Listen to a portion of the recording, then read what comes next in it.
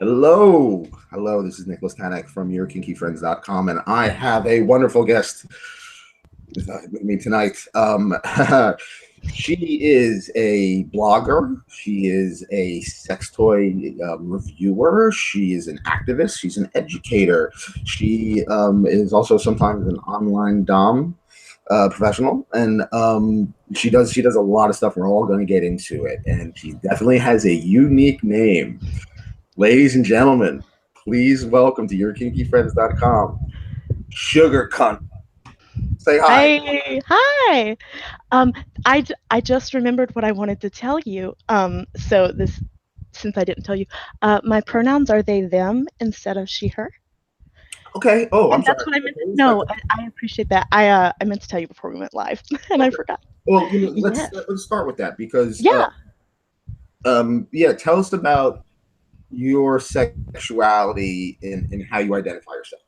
Okay. I am a non-binary queer. That's the broadest way I can put it.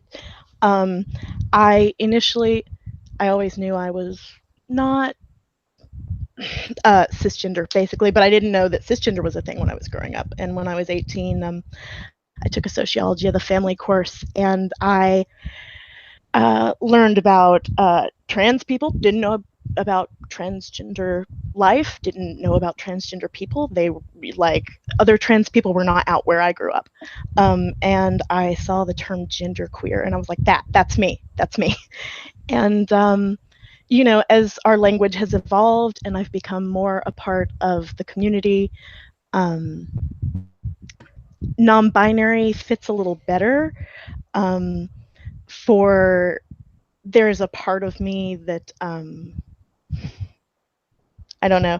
I I hesitate to use a lot of labels that other people would use that probably fit them better, but there's this concept of demigirl, like people who are just very occasionally girls, and that kind of applies in my life. I just feel very outside of it all. My gender presentation fluctuates. A, a lot of Not all trans people, obviously, have like genital dysphoria about their body, or want to do anything to their genitals. Some people don't want surgery. Some people don't want hormones. Um, and I do have some feelings about my body, though, that go back and forth. And so I probably will never permanently alter my body because what I want changes. I read on your site you have a section just about your labia minora and labia majora. So Not me. about that, what? That's not me, I don't think. But Mhm. I talking about my labia minora It's in and the majora. about me section. Oh God, is it? Oh, wow! I forgot I updated that. Okay, okay. So I don't even remember what that says. It's like a small clitoris or something. Yeah. Okay. Yeah. No. Buried is the term. Yeah. So the reason I added that to my about me section is actually for so that people reading my reviews understand my anatomy a little better. So they understand what does or doesn't work for the shape of my vulva. So like, I have what I'm fat, and it is a label I'm totally comfortable with, reclaiming it, whatever. And so I have what some people might colloquially call like a fat cunt, right? Like I have a very fleshy outer labia, and like not very prominent inner labia, and I have a buried clit. I don't really have a clit hood. I tried to get a hood piercing, and my piercer was like, "It might not be good for you because you don't really have a hood." And I was like, "Let's try it." Wasn't good for me. Okay. So obviously, this is your kinky friend, so we talk about kinks and fetishes. So what would you say, and you don't have to impress or you can do whatever you want, even if it's light or if it's what are some of the kinks or fetishes that you are into? uh, how much time do we have? You can just scrape the surface. I mean, like for example, me, I'm kind of almost into anything. You know, Yeah, um, I've been into femdom like recently though, so that's been like burning my flame, so to speak. But yeah. I just love kink.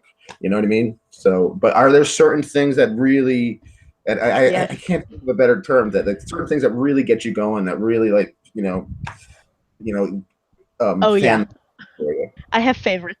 I Okay, have favorites. what are they? Okay. So kink wise, I am a switch. I especially before I found sexual satisfaction from doming.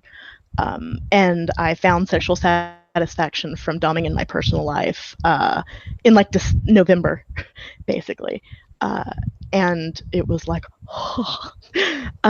But actually, submission is gets me off more. I love the when I am submitting in a way that feels fulfilling or nourishing to me, I have the energy and enthusiasm to be a good dom and to dom the way I want to. And I want to dom. I become more aggressive.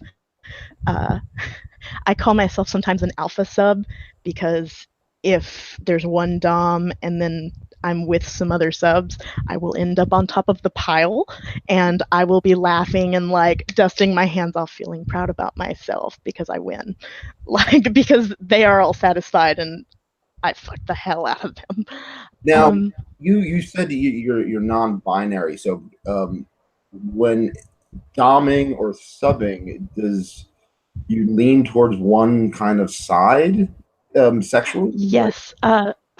For it does vary from person to person, really, like dynamic to dynamic. Some professionally and generally in my personal life so far, I usually gravitate toward more feminine roles. Like professionally, I'm goddess.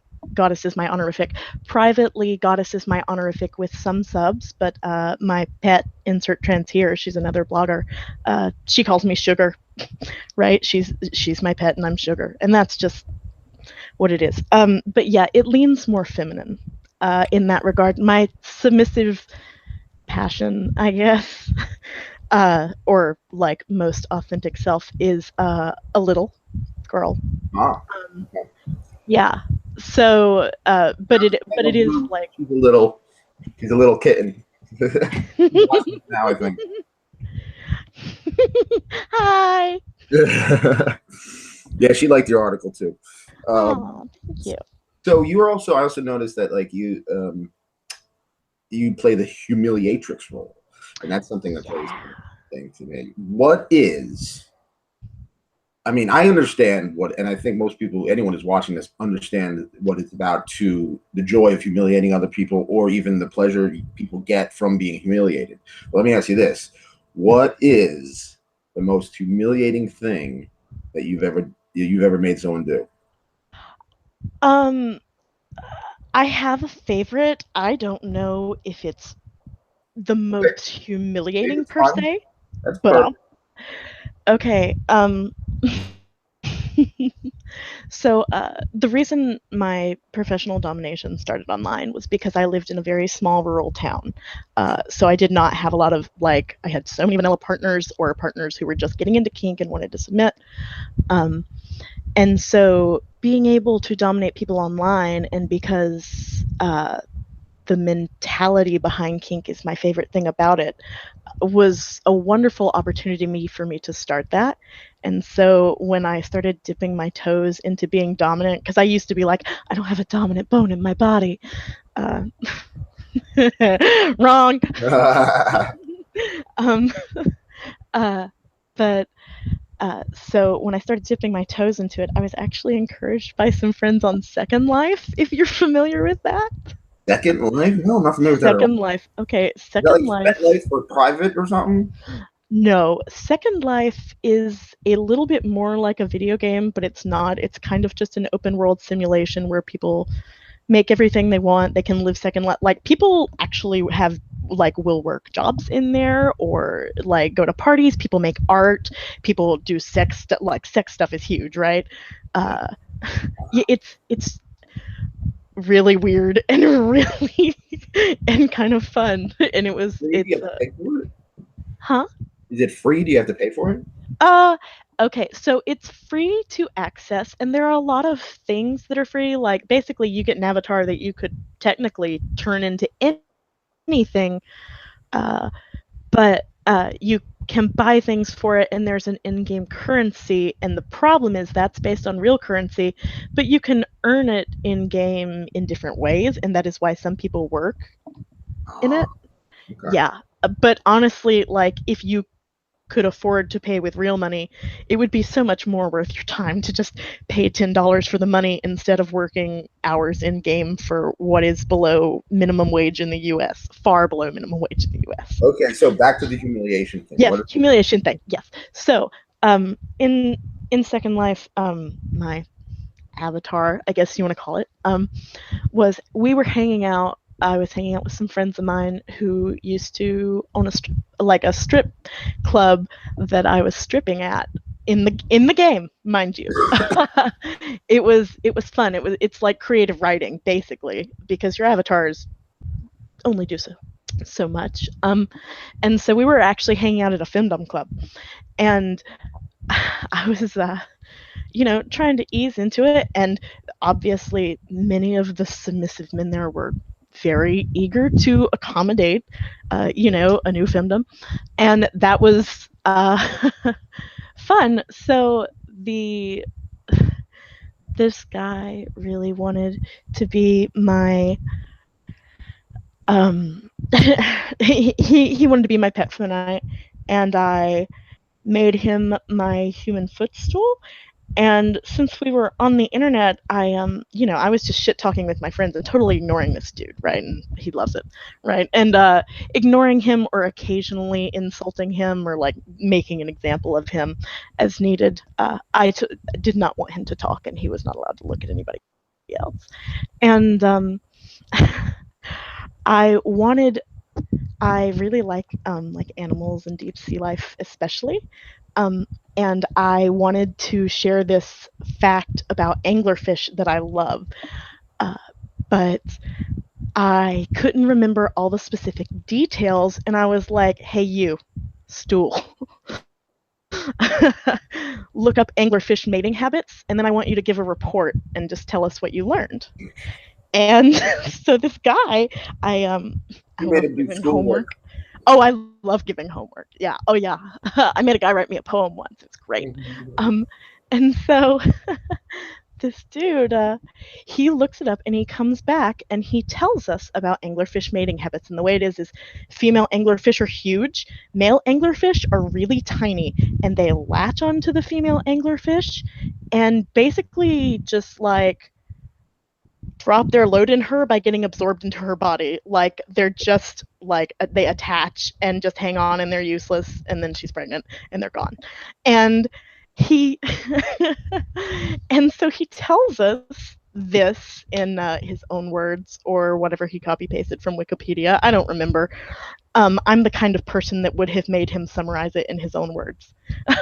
And he tells us all of this, and I said, "Now, I would like you to tell me what you learned from this." And I didn't have a specific point, but I loved his reply, and that's why this is one of my favorite stories. He goes, "I realize I am no better than the male anglerfish goddess." And I was just like, fucking right. Okay, so are there any kind of kinks or fetishes that you're interested in but you haven't experienced yet Yes. that you want to try? A shit ton. I have, I'm very much there. Other than my hard limits, there's not a lot of stuff I probably wouldn't try at least once. Is And there I any mean, there's, specific that you want huh? to try? Oh, absolutely, absolutely. I haven't done a lot of rope bottoming. Mr. Black of Black Pomegranate tied me for my first time at Woodhull Freedom Summit 17, actually, and it was great. But I would love to do more rope bottoming. Suspension, I realize, requires just some more safety preparation and sturdiness for plus size people, like right. But I'm very curious about suspension. And for subbing, I have a lot of different like submissive roles and modes that I'm interested in, and there are some of them I haven't tried. So I have a really strong primal side, and I'm really curious about the prey side of it. So I'm really curious about a pursuit, takedown, and capture scene. And for my 30th birthday, if I have like an ongoing dominant partner at the time, I don't know if I will. I want them to plan a pursuit, takedown, and capture thing that is not just me running through the woods, which I love doing, but I also want it to involve like social maneuvering and like going through play. Like I want an adventure, basically. Going through a mall That or something. yeah, or like to a dungeon party, and basically like I want to have to evade. I want it to be a battle of wits, and I want to get fucked either way. But if I lose, I want to get really fucked. Okay, so what's your current relationship dynamic now? Do you have a steady, you have a boyfriend or a husband, or I am non-monogamous. I am separated from my ex-wife, but not yet legally divorced.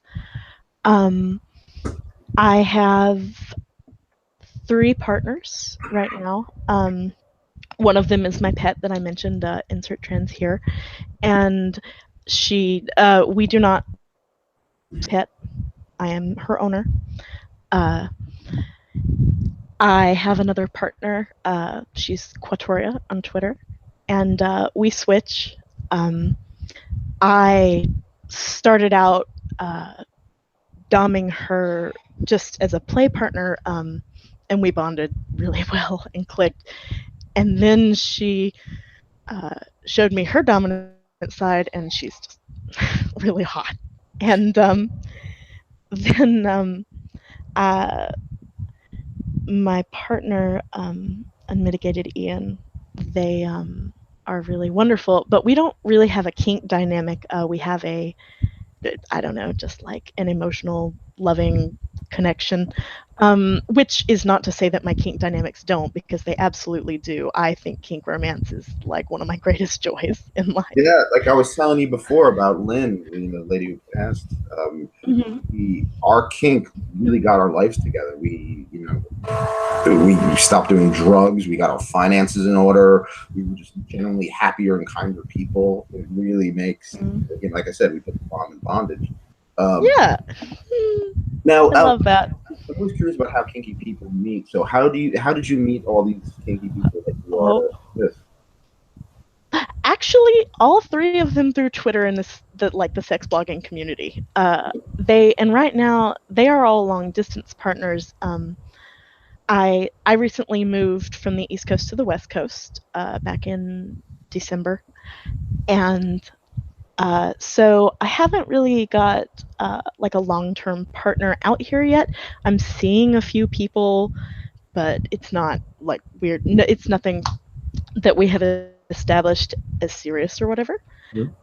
So those people I've met through Tinder, which is an adventure. Oh yeah. And oh, so many, yeah. And but yes, insert trans here. Joined the blogging community, and I befriended her, and we got really close. And she had her first blogiversary while she was at Sexual Freedom Summit 17 with us, and we celebrated it. And it was also her first convention, and she was still fairly new to the community, having only been with us for a year. And she was really nervous, but I was like, honey, no, hang out with me. I mean, I will not abandon you. And so she basically spent all weekend with me, and it was really wonderful. Yeah, she's wonderful. Okay, now let's talk about the blog community, because you have a blog with a very specific name. Give us the URL. Sugarcnts.com. Yeah, and it's a good, like, it's legitimately a good blog. It's not just Thank you. Not just some woman, babbling about stuff. You do tell us about the blog. Tell us the different dynamics about the blog and the different articles and different things you do on it. Oh, totally. Okay, so initially, I started blogging in 2011, and I started because I was. There's a longer story about this, but TLDR, I I wanted to buy some sex toys on my own for the first time, and I am the kind of person who researches things rigorously. I call myself Witch Tina Belcher in the streets, Hermione Granger for a reason. And and that's one of the reasons, right? So I discovered that people were reviewing sex toys, and like I read Epiphra's blog and I read Lily's blog, and actually there's some of the only there aren't a lot of people from back then who are still doing it actually. But I read their blogs, and aside from, I mean, they were just wonderful and informative and hilarious, I was like, I love writing. I would love to do this. This is amazing. I didn't know people were doing this, right? And like sex toys, I love sex. Like I wanted to be a sex therapist. um, and so I started writing. And the first things I wrote some personal essays, things like How to Cock Block Yourself with Me was a fun one. That was about just some really underwhelming people who ensured I would never fuck them by being atrocious people. And I wrote about the time that an ex and I used something as a sex toy that should not have been inserted into a vagina, and it shredded my vagina Oh, no. a little bit. Yeah, it was, yeah, and it was and the point of that story, also it did have a point. The point of that story, other than guess, like, listen to this horrible story about my poor vagina, was that comprehensive sex education really needs to be just fucking mandated everywhere. Because, Oh, like, I had no idea I couldn't put that thing in my vagina. It didn't have rounded edges, it had solid edges, right? It was a cylinder and it was what was tapered. it? It So I don't know what they're actually called, but it came in this like pedicure massage kit a friend gave me, and I never even knew how you were supposed to use it on the feet, right? But my boyfriend at the time was down, and he was looking for something to put in Was my it like vagina. No, no, it was not a pumice stone. it's like It was wow. made of smooth lacquered wood, and it was there's a picture of it on the blog post actually. It was made of smooth lacquered wood, and it was tapered like a bow tie basically, but the edges weren't rounded. If the ridge and it was ridged, which was, oh, it felt so good. I love texture. Mhm. Um, Actually, I think that blog post is called Texture Fiend. Um, and but the yeah, so it was ribbed, but the problem with it was that the ends were flat and had edges. They weren't rounded, and so uh, obviously there was some scraping, and right, I didn't know I was hurting until my ex was like he stopped and he was like, whoa, hey, and I was like, why did you stop? And he was like, you are bleeding, and I was like, it felt so good, I don't care. And he was like, and like he held up his the line in the blog post is he held up his hands and he looked like he fingered Carrie after the prom. um, and he was like, "No, you're really bleeding," and he was extremely freaked. He couldn't handle blood. I have dated a lot of people who couldn't handle blood, but he was really freaked out, and I was like, "Oh fuck!" So I go to the bathroom, and I again no pain until I went to check, and then oh my god, the worst. Oh, it stung so bad. Uh, and also, with a comprehensive sex education, I might have gone to the gynecologist just to follow up and make sure everything was okay after that. But I didn't have that. And I didn't really have parents who were gonna, like, I was not gonna, right? So, again, comprehensive sex ed, we need that shit because people need to know what you shouldn't put in orifices. Don't put things that don't have significantly flared bases in your ass. Mhm. Don't put things without rounded edges in your vagina or your ass, right? Like, Yeah. people actually don't know. Now, one thing that you mentioned, which I noticed a lot, um, ever since we only started Your Kinky Friends about 6 months ago, and it's not just me. It's Tangled Blue, Miss Melissa, Sassy Witch 666. We have podcasts like Questionable Behavior and Black People Kink involved. Um, I'm doing this stuff. So it is like a community. I want to get you involved in some. One thing I noticed is that with some of the sex blogs Mm-hmm. and or podcasts, it's like they just kind of like bail on it. They don't keep producing content, Mm-hmm. and and like I could do these video interviews and these Mm-hmm. articles. I feel at least now at this point I could do it Excuse me. forever. Uh, I Mm-hmm. used to, and like about talk about getting free stuff. I used to do music journalism. So I used to do it just to get free records. That's why there's a different record every episode. These are all free. So, It's like my sex toy collection. yeah, and you know what? No, it's funny. I got my first free sex toy to try out for the blog, and thanks to Tango Blue for this. And it is a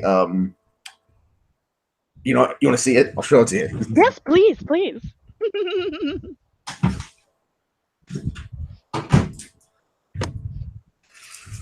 Okay, Okay. this is a metal jeweled butt plug with a little cross on top and glow in the dark rosary beads. Oh my God, is that by Divine Interventions? I don't know. Tangle Blue, hooked it up, and we're doing an article on it soon, but just not yet. We did use Yeah. it. Let's put this. What'd you think? Did you like it? Yeah. It's just small enough because I don't like big Mm-hmm. things. I You get that. uh, My ass is a delicate flower, I say. yeah, I was in it. Oh, and I was in a straight jacket at the time. So, Nice! That sounds fun. okay, so Yeah. the blog thing. What? Blog thing. Yeah. I started with those personal essays and then I started toy reviewing. Now please ask your question. Okay. What is and blogs are changing these days. I read a couple articles recently that said, like, you want to start a blog? Don't. Here's why. And that was just when I started. So, what advice? Because times change, just like the music, like the music industry.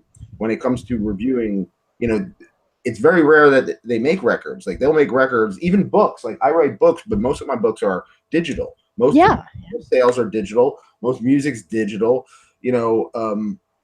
Sex toys can't be digital. Well, maybe. Teledildonics aren't there yet. We're not there yet. Yeah. But what advice would you give to somebody who's interested in starting a sex blog? Okay. So this is a great place to start. Because I there has been a tradition. Epiphora was kind enough to help basically shepherd me into the sex blogging world. She was super kind and super helpful. And so I have tried to do that for some other bloggers as well. I also have a couple blog posts that are like, how do I write? And the second one is about sex blogging specifically and just some general writing advice for it. And it has linked to other posts like SEO advice from Ace in the Hole, and of course Epiphora and Dangerous Lily's posts about how to get started in sex blogging. But my advice, if you want to get into sex blogging, and you think it is because it is lucrative, you'd better be ready to work your ass off and not see money for a while.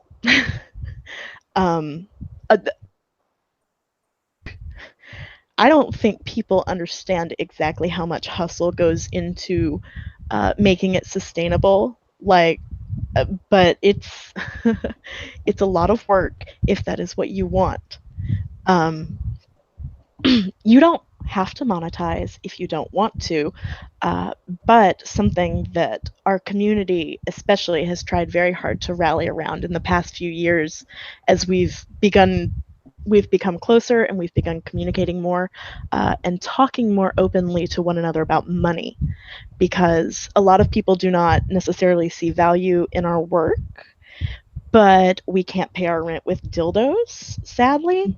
Because I have some shitty stuff that I'd happily trade for rent if anybody would take it, right? But actually, some of it's so shitty they'd probably evict me.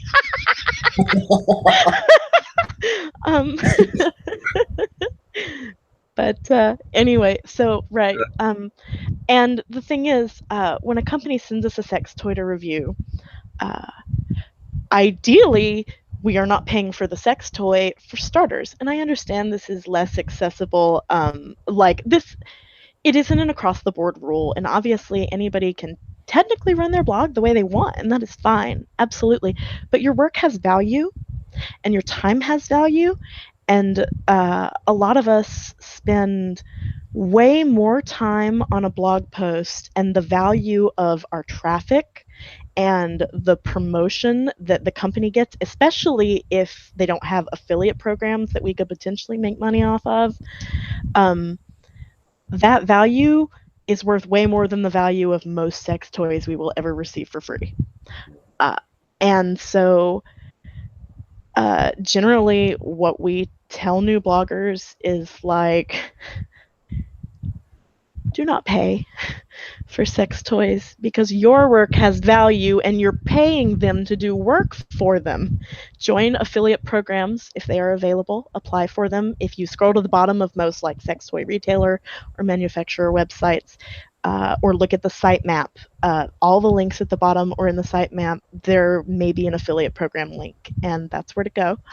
Um, Apply for affiliate programs, and you will get a percentage of every sale made through your link, but it works on cookies. So if someone else's cookie is in someone's browser and they haven't cleared their cookies, you won't get the sale credit for. Yeah, like it's a big thing. The point is, your work has value and our work has value, and people are. I understand what it's like to be new and to work for free or just in exchange for a toy because I've done it. Like that was how you got started when I started. And it's still kind of the same principle. Like you start writing about some sex toys you own yourself, and then after you've got some content on your blog, you start reaching out to companies. That's what I did with the music journalism stuff. I Yeah, especially publicists, exactly. Yeah, because there are like artists, music, musicians. Um, they hire publicists, and publicists yeah. have to prove that they get you press. So okay, let's go on now. You have, and if you don't want to talk about it, it's fine. But you tend to talk about it, and I mean on your blog, and I think it's right on your Twitter bio. I'm a pretty open book. Yeah, me too. You have a disability. um yes, so I am mentally and chronically ill. Most of a lot of my chronic illnesses are linked to my mental illnesses, and I am like pretty mentally ill. What's the diagnosis though? What's the is it I depression? have bipolar 2. I have generalized anxiety disorder. I just recently got panic disorder put on my chart, and I have complex PTSD. And I have gone. There was a period of my life from like 2013 for sure until 2017, really, that I wouldn't leave the house mostly, and especially not alone. I would never leave the house alone.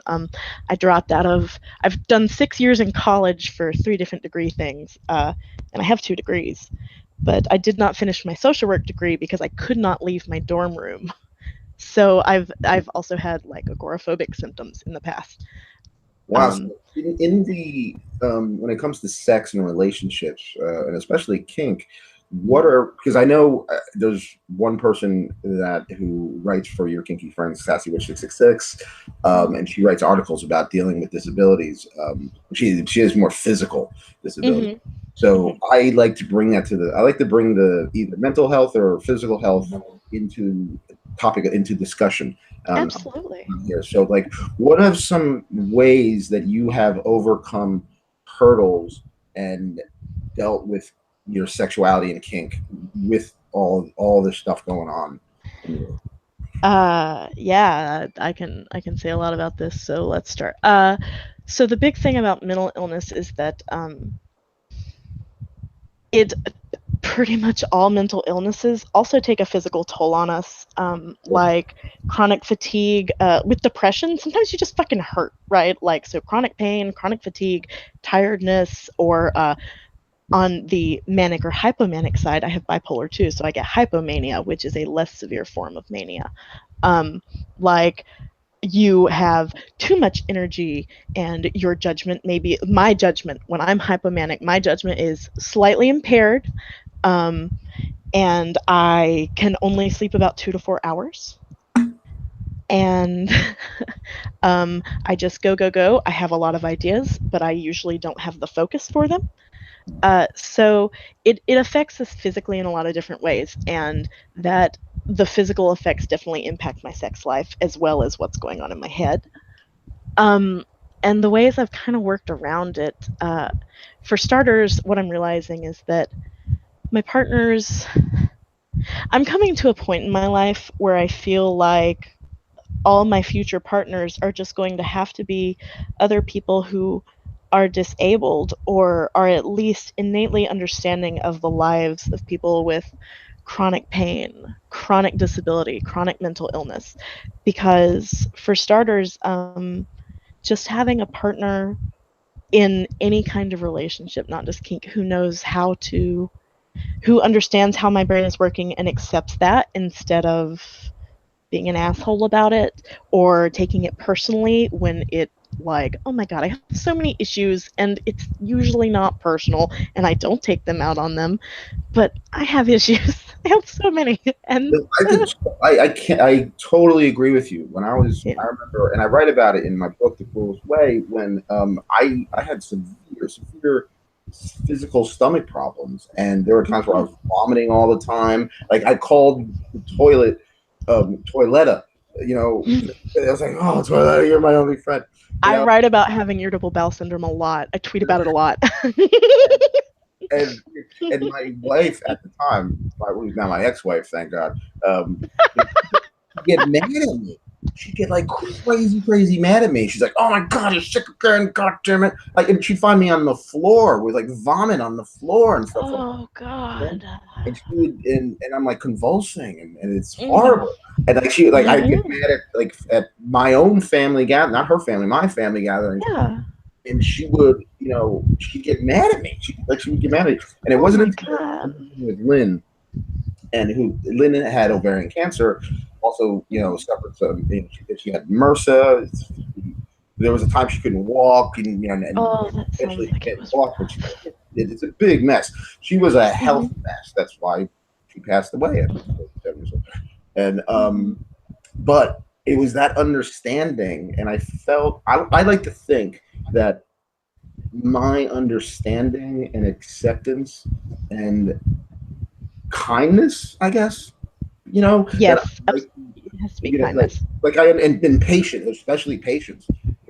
That of course there are times where I was like, ugh, but I think that also comes from me having to take care of my grandmother. Mm-hmm. Out of 3 children, I'm the youngest, and I was always like stuck taking care of my grandmother with osteoporosis.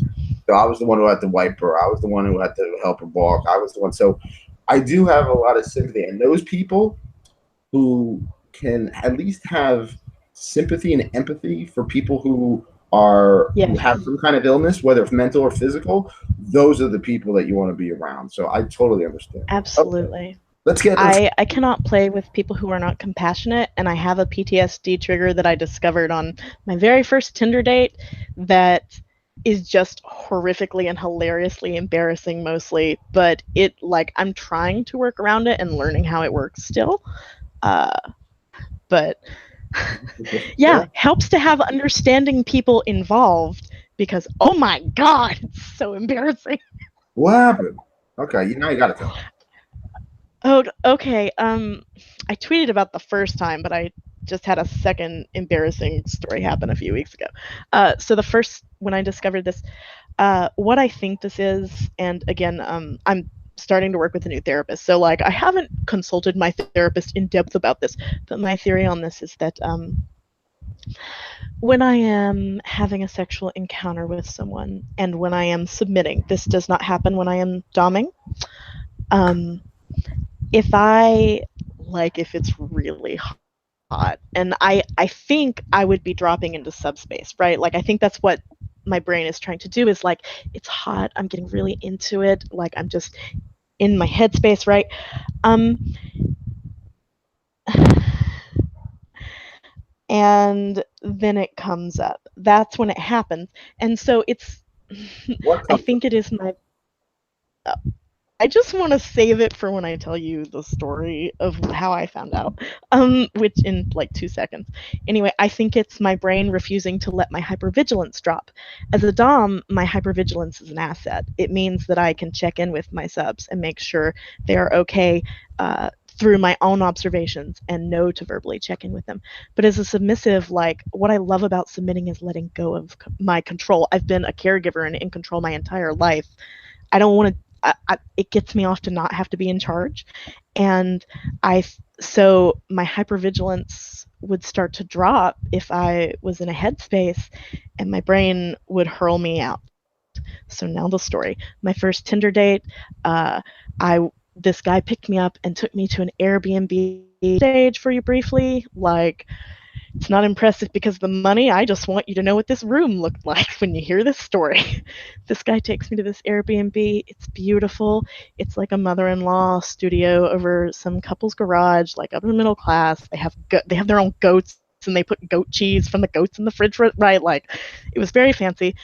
Beautiful warm wood, incredibly well lit. Had an amazing view of this mountain in like I think Morganton, North Carolina, and it's this beautiful, like gorgeous mountain. It's got like a rock on top of it, like at the window at the foot of the bed, and it was just beautiful and light and airy and clean and crisp. And there was this gorgeous, like Persian-looking rug on the floor, right? And we get there, we talk to this lady, we bring our bags in, we put them down. I'm standing in the middle of this room looking around and I'm like, this is really lovely. So what do you want to do first? And he strides across the room in like 3 steps and he grabs me and he starts kissing me. And like, I was just like, oh yes, right? Because this dude, like, I was before this date, my blogger friends like messages about him and like I want to sit on this dude's face, right? Like I was really excited.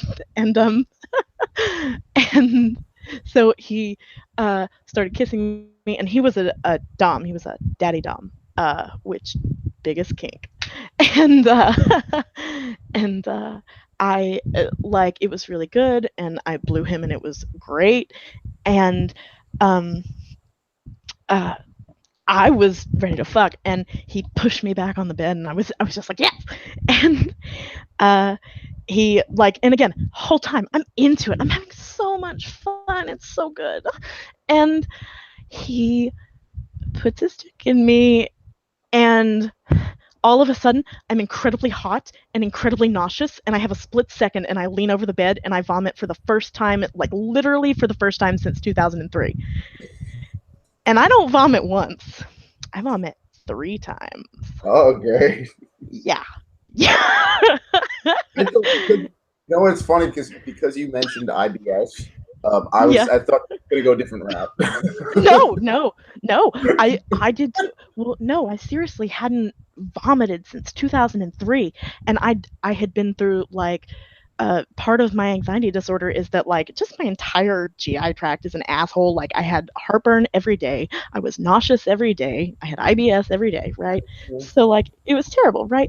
But I could never throw up, and sometimes I was like, I wish I could, and I couldn't make myself because my nausea was just so bad. But so I didn't. I was very surprised. He was also very surprised. How do you handle it? How do you do it? Did you keep it Uh, going?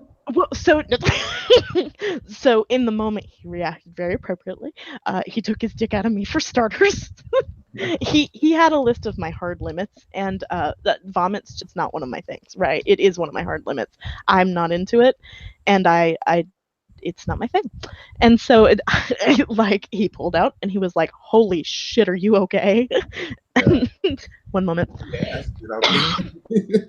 And so I was like, I don't know what just happened. I think I'm okay. And he was like, I'm going to get you some water and paper towels. If you grab the big pieces, I'll clean all the rest of this up while you take a shower. And which, like, yes, A plus response, really good. I did not expect that niceness at all. And so he does. I'm in the shower, like laughing to myself because I'm in such shock and disbelief and so deeply mortified about what just happened. And I come out, and he's like, "How do you feel?" And I'm like, "I'm still really nauseous." So he got me water and he smoked me up, and we watched X Files and talked for a little while. And when I felt a little better, he brought me some bread, and then we spent the rest of the night fucking while the X Files played in the background. And I Nice. had the like surreal experience of like blowing this dude to the Cops theme song, which was very 90s. And but the thing is, Bad boys. Bad boys. What? yeah, bad boys, bad, but yeah, that.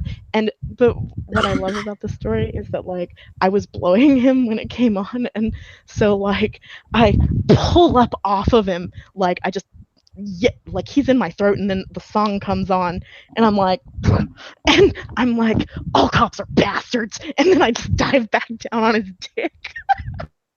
That's great.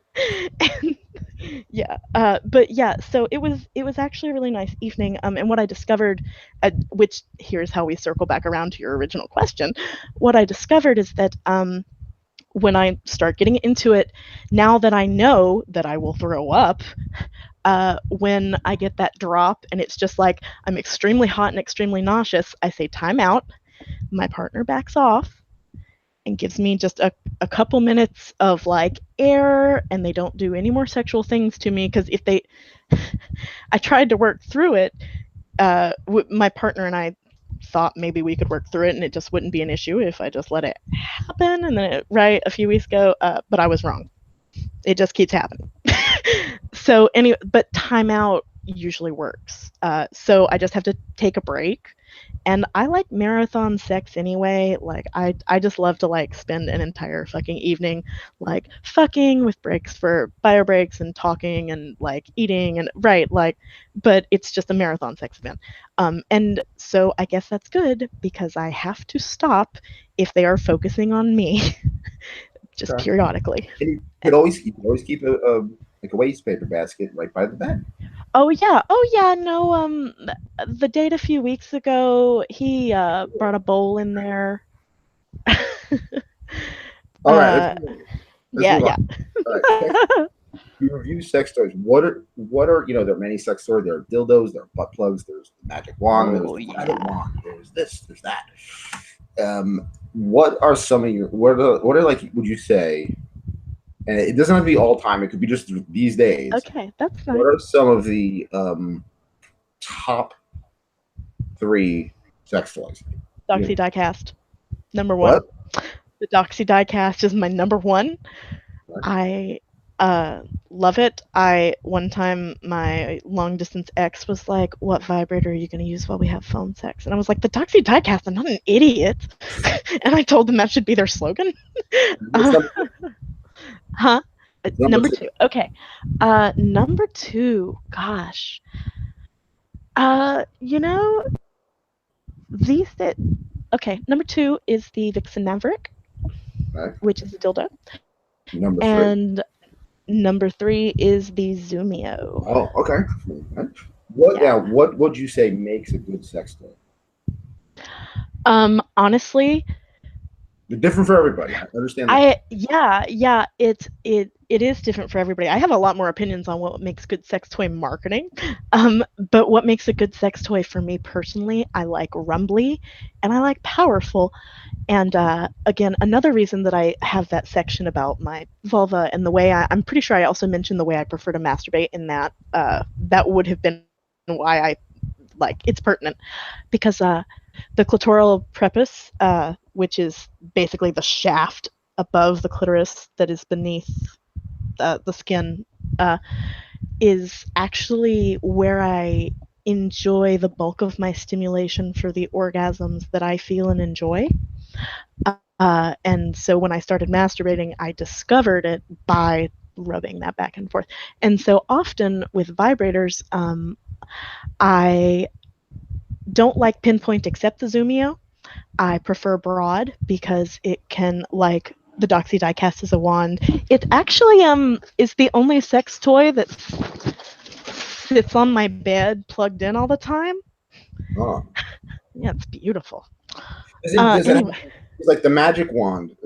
My dom has a magic wand, and she has a Mhm. box that goes into the magic wand, where she had to pay extra for it, and it's got a dial, a 1 to 10. Oh, nice. No. Okay, that's a really cool thing. I would love to play with one of those sometime. I need to get one of those because I have a corded Hitachi. Yeah. Well, the thing is, the diecast actually, it's also like the quietest toy I own. Oh my god, I can't even hear it. Well, that's the highest speed, Yeah, and the reason it's doing that is because I've been a little rough with it.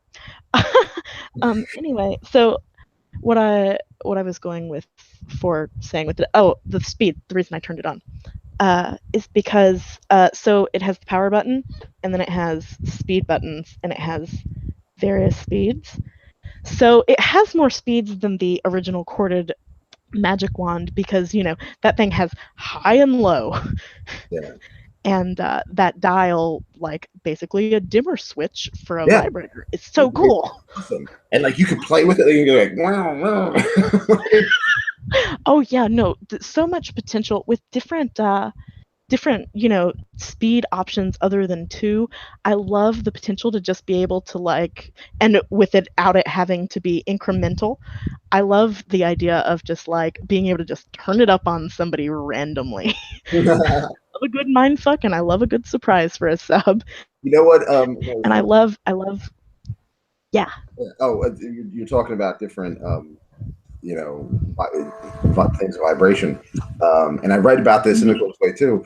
I took Lynn lingerie shopping. We needed new stockings for her. Mhm. So we put one of those little eggs in her, those little Oh vibrating, yeah. and I had the remote control, and we're walking around the mall, and all of a sudden she's like, and I'm like, she's like, all right. Thursday's tomorrow, and that's Thrifty Kink Thursday. So BDSM on a budget. What is one idea? And keep in mind, I support and I urge everybody to support high-end sex toys, sex Oh, products. totally. But also, like, I'm fucking broke, so. Yeah, personalized leather, Right. paddles, everything, corsets, whatever. I Mhm. support all of that stuff, and if and when I have money to support that, I support it. But not Right. everybody does. So, what is For real. one way, one kink hack where you could have BDSM on a budget? BDSM on a budget. So the reason this question is hard is actually not even just like I actually don't have a huge set of kink toys in my collection right now, to be honest with you. Um, a lot of my partners up until recently were mostly vanilla, so I didn't have a lot of opportunity. Like I have lived in poverty before, and I mean, I'm technically homeless now, right? Uh, and so budget matters. I do get that. Um, for me, I find that it really depends on the kind of play you're into, but go to the fucking hardware store and the pet store because holy shit, there's so many creative things you can come up with if you like to tinker, Hmm. right?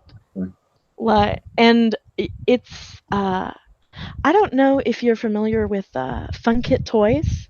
No. Uh, Oh, so they are an indie toy maker. Kenton runs it, and he is just a wonderful individual. And his toys are great. I'm a fan. Uh, and I got to. He brought this thing to SFS 17 that he made, and he makes these. I think they are like acrylic paddles, Mhm. and they're lovely. But he had a lot of leftover strips of acrylic, and he bound it all together into an impact implement.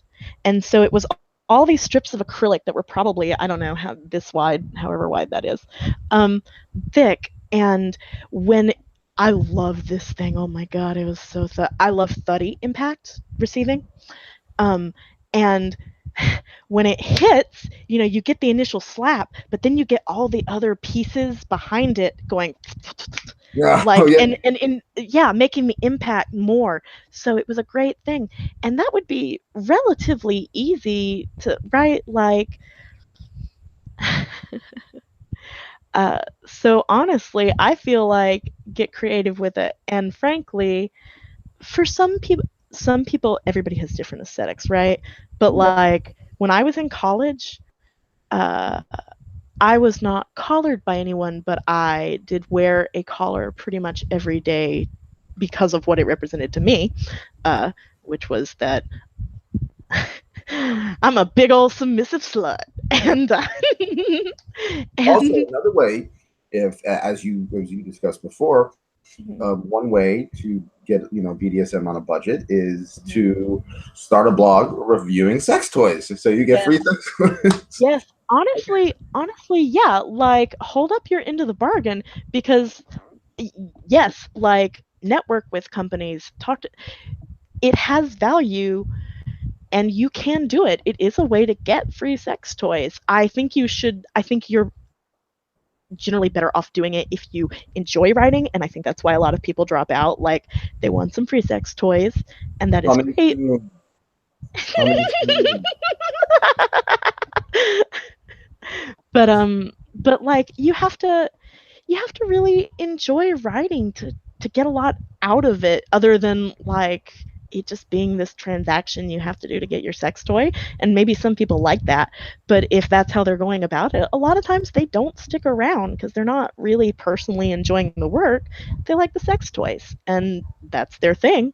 I But personally, I'm doing this, and the people involved in the site are doing this. Are really doing this for the love of kink and the love of sexual expression. And personally, I love writing. I would feel dead inside if I'm not writing. So okay, that's why I do all the things I do too. okay, rapid fire questions, and they don't usually go All rapid. right, are these the word associations? No. That's Okay, right. okay. It doesn't have to be kink related. Okay. Okay. What's the last movie you saw? It could be a movie you saw a million times before. It could be old, new. But what's the last movie you watched that really got to you, either emotionally or that you just thoroughly enjoyed? Your name. Your Name? Your Name. Yes, it is an anime movie. It is relatively newer. Um, I can't remember the studio that does it. It is called Your Name. It is an incredible story about, like, I don't want to give away the twist, but the reason it resonated with me actually is because there are a lot of parts of it that have to do with memory loss. And as somebody, bad memory runs in my family. I My grandmother got dementia, and I watched the onset, and she lived with us. We took care of her, um, and I she was always forgetful. Before that, my mom was always forgetful, and I was always forgetful. I have bad short-term memory. I've been gaslit a lot. I have repressed a lot, so my memory is a sore spot for me. It's a very difficult thing. I forget a lot of things. I go chat conversations, IM conversations I have like at the end of the night just to kind of remember what we talked about. Um, and so part of the reason it got to me, it was a love story and it was beautiful, but it dealt, there's a part of it that really deals with forgetting and memory loss, and forgetting a loved one, especially, including their name. And there was a period in 2013, no, like 2014, I guess, which was a 2012 to 2017 was just a big shit show for me mentally. And so there was this period in 2014 where, when I did leave the house occasionally, my ex-wife and I went to game night with our friends who lived down the road. And we played games, and there was just this period of time for a while where I couldn't I couldn't remember their names. Like I recognized them, and I would, like, a name would pop into my head for them, but sometimes it was, I know sometimes it was right. I don't remember if it was always like how many times it was wrong, but I know sometimes it was right. But no matter whether it was right or wrong, my brain was like, that's not right. You don't know that person's name. You probably shouldn't say it. Like, so I spent months just basically not using any of my friends' names. as tactfully as I could. I couldn't remember. It wasn't just them. Like I couldn't remember their cats' names either. And I'm the kind of person who memorizes your cat's name, right? So that's why it touched me so much. It was extremely close to home in that regard. Okay. Yeah, I'm bad. I'm bad with names. I'm bad with dates. Yeah, yep, me too. I'm so bad with dates that when I was in town hall filing my divorce, I had to call my soon-to-be ex-wife and ask her what was the date we got married. Oh, I, All right. I didn't forget that. Okay, so let's continue with the rapid fire. What Yeah, is the yeah. last? What is the last song? It could be, like I said, it could be something that you've listened to a million times. It could be something that's brand new. What was the last song that you really like, kind of rocked out to, or danced to, or just hit you emotionally that you listened to that you just really really loved? I've been doing a shit ton of dancing lately. It's one of my favorite things. Now that I have less pain and more energy as I'm getting back on my meds. Um, and so the song that I just fucking love to jam out to is it is Dangerous by Joywave, but the one I really like to jam out to is the Space Brother Disco Dancing remix of it. Really? It's So you like disco? so huh? You like disco?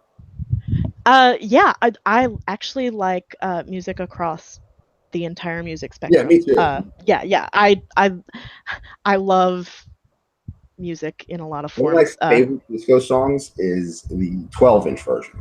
It's like 10 minutes long or 8 minutes long of Donna Summer's "I Feel Love." Oh my god, that song's so good. I don't think I've heard that version of it, but Venus Hum did such an amazing cover of it with the Blue Net Man group. Okay, so um, forget the third question. Rapid Yeah. Recommend a book. recommend a book. Oh my god, I Any love book. books. This is so difficult. Any book. Okay. Any book to recommend that I would recommend. Okay.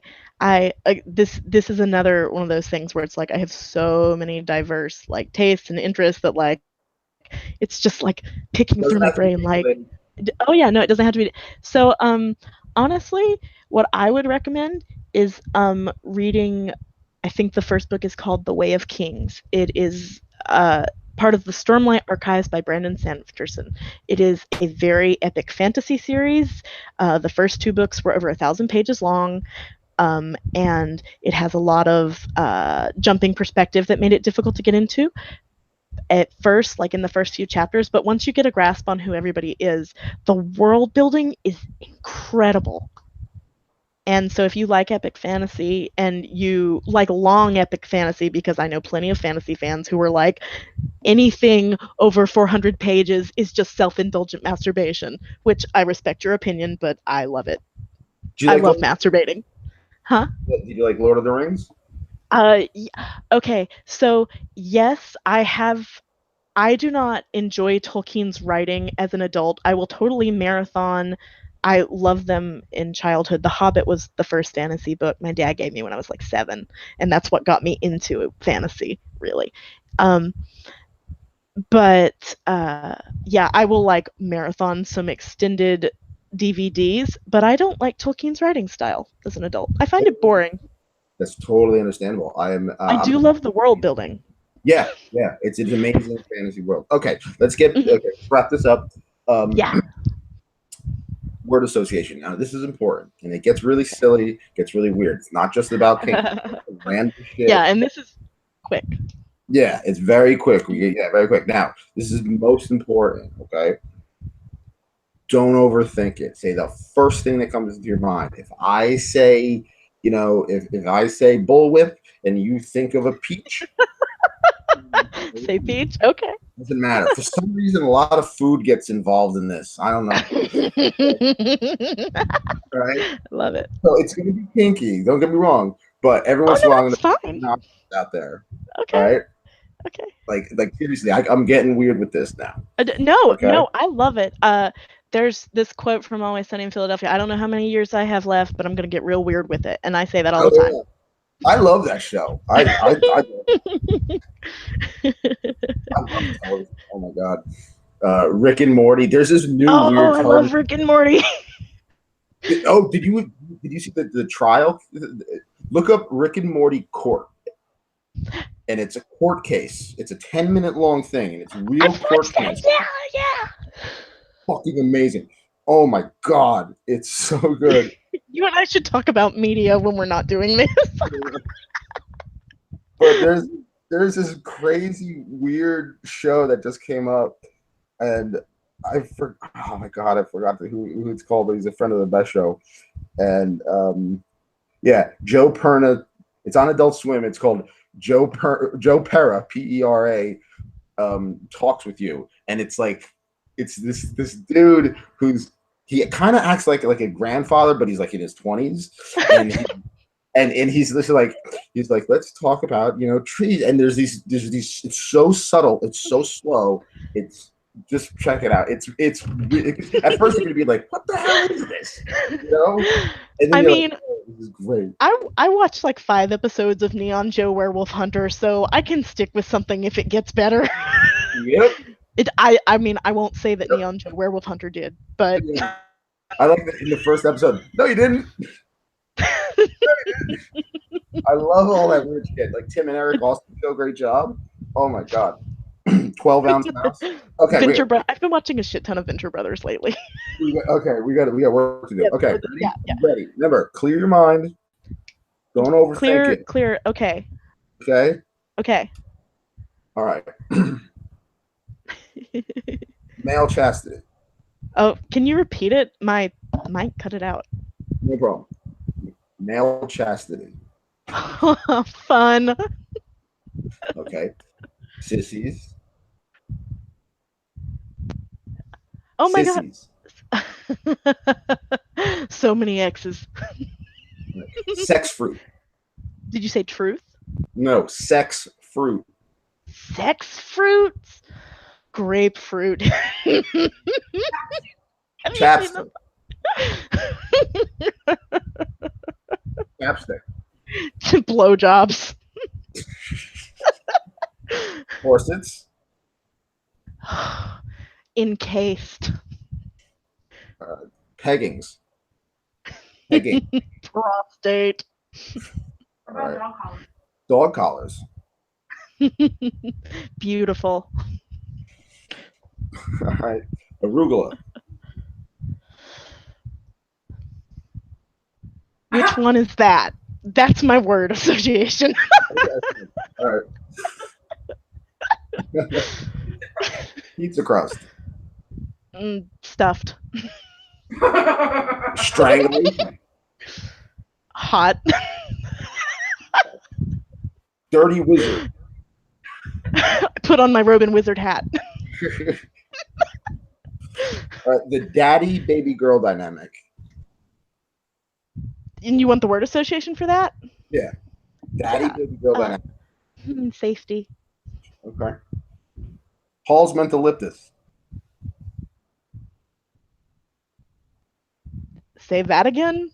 Hall's mint. The cough drop that stings. Oh, okay. I just wanted to be totally sure because that was definitely random. Honest, I don't know the word for the feeling in my mouth, but I thought about the way it feels in my mouth, in my throat. Okay. Menthol, I guess, is the word for it. Vegan BDSM. Oh shit! What are they called? I thought of a company name. I just can't remember it. Aslan Leather. Okay. All right. Vinyl records. Tori Amos. Fireplay. Lighters. Wax play. Teenager. Pet play, including pony, puppy, whatever. Pet play. Bridal. Financial dom. Satisfying. Sloshing. Intriguing. Like I said, it always goes back to food in this bit. Consensual, non-consensual. Reluctance. Okay. Race play. Hard limit. Water sports. And I don't mean Marco Polo or water volleyball. No, I know exactly what you mean. Of all people, I know you know. Daddy. Okay, and finally we've come to the end. So here's scat. Okay. Scat. I don't mean the jazz stuff. Fanfic. Okay. Okay. So before we get to the plugs, please, I'm making a compilation. Please just say, this is Sugarcunt. Please go to yourkinkyfriends.com. All right. This is Sugarcnt for yourkinkyfriends.com. Great. Okay, so please, anything you want to plug, even if it's not kink related, please feel free to plug it. Your website, your Snapchat, Instagram, Twitter, whatever. If you if you're selling books online, if you're selling, you have a bunch of old dildos, you could probably get money for them. You can. It's all non-porous, so anything that I own could be sterilized and totally reused. We swap toys a lot in the community. I'm sure people will buy them. Oh yeah. So plugs. My website first and foremost. I almost forgot to include my website link when I sent you my links. So sugarcnts.com is my website. That is rights, as in with a pin, like WRITES. Right. The other one. Sugarcunt. Yeah. I want rights too. I'm white, so I do have more privilege, but I want some rights on the stuff I don't. What? The way this administration's going, you may not. Okay, back to the plug. Anyway, yeah. On Twitter, you can find me. My username is Sugarcunt. On Instagram, I am SUG4RCUN7, because for a while Instagram didn't allow Sugarcunt, and then I think somebody else took it, and that was unfortunate for me. They stole your Sugarcunt. I know, right? Damn. Somebody once messaged me on Twitter when I was on hiatus back in 2013 and was like, "Would you change your username so I can have it?" And I was just like, right, like, no. Someone has a sweet tooth. Actually, an ex gave me that nickname, and I was like, I'm making that my Twitter handle. Wait, what is it? Sugar what? Sugarcunt, right? No, I know your name Sugarcunt. Oh, the Instagram, you mean? Oh, so it's Sugarcunt, but the A in sugar is swapped out for a 4, and the T in cunt is swapped out for a 7. Because in my mind, it's still in the year 2000, I guess. Well, I guess more around like 2006, when lead speak was still a thing. On Facebook, my Facebook page, again, this one's kind of a pain, and you should just look at links online to find it, for ease of use. But Sugarcunt Rights is my facebook.com/Sugarcunt Rights is, I think, the thing. But the U in Sugarcunt is a period because of Facebook's obscenity rules. Facebook I mean, lots of the platforms hate sex and sex bloggers, including Twitter, but Facebook really hates it, and so I couldn't put cunt in the URL. The picture, and shout out to Tangled Blue again. The picture of you with the candle, that was going to be the banner pic, and she just got banned or blocked from Facebook for a couple of days for posting a picture. It's not even a real boob. Posting a picture of someone like taking their stomach or something and putting it into a heart, and it kind of looks like a boob. And she got, oh my god, what the hell? 3 days. So I had to change your banner just because I'm scared, because I need to promote stuff. Right. No, right, right. No, we, yeah. So I it's get the that. one that It's get over there. ridiculous. Yeah. Oh, good. Thanks. I really like that one. Yeah. Okay. So, all right, let me wrap up. After we get off, I still want to talk to you for about 30 seconds, real quick. Yeah. But this is Nicholas Tanek. I had a wonderful time. And this is actually one of the longest interviews we ever did. So go to yourkinkyfriends.com. You can find me on Instagram at Nick Tanek, Nick Tanek. You could find me on Twitter at Nicholas Tanek. Um, at Nicholas Tanek. You could find me on Snapchat, but I won't be there because I'm never there. And then you could find me on Facebook. You can look up just Nicholas Tanek. Now, if you look up Nicholas Tanek, send me a message, right? And I could add you to the Facebook secret your kinky friends group. Your Secret society. Yeah, your grandmother won't know you're on it. You know what I mean? Your nieces and nephew won't know you're on it. Totally secret. No one will know. And then we have a Discord chat group. You can find on yourkinkyfriends.com. Just go to the Discord chat group, and or just send me a message. I can send you an invite. It's really cool. We have different groups in the server.